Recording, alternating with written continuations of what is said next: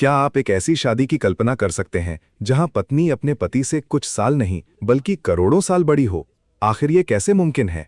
क्या कोई इंसान करोड़ों सालों तक जीवित रह सकता है, या इसके पीछे समय का कोई गहरा रहस्य छुपा हुआ है? विष्णु पुराण में दर्जी घटना आज के विज्ञान के लिए भी हैरान कर देने वाली बात है।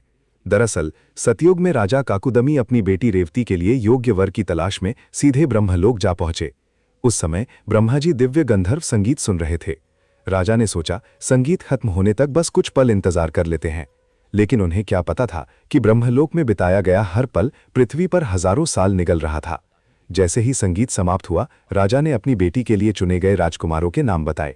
लेकिन जब ब्रह्मा जी ने राजा की बात सुनी तो वो मुस्कुराने लगे, क्योंकि सृष्टि के रचयिता जानते थे कि धरती पर उन राजकुमारों का वंश कब का समाप्त हो चुका है। ब्रह्मा जी बोले, राजन, जब तक तुम यहां बैठे रहे धरती पर 27 चतुर्युग बीत चुके हैं। तुम्हारा राज्य, तुम्हारा महल सब समय की धूल बन चुके हैं। फिर ब्रह्मा जी ने समाधान बताया। अब द्वापर युग चल रहा है और भगवान विष्णु शेषनाग के साथ बलराम के रूप में अवतरित हो चुके हैं।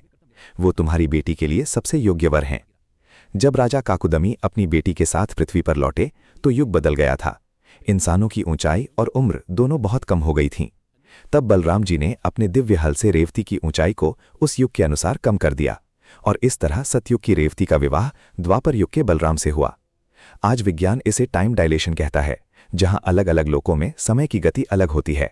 शायद इसी कारण हमारे शास्त्र कहते हैं कि ब्रह्मांड के रहस्य इंसान की समझ से कहीं बड़े हैं। अगर आपको भी सनातन धर्म के इस अद्भुत रहस्य पर गर्व है तो लाइक, सब्सक्राइब और कमेंट में जय बलराम जरूर लिखें।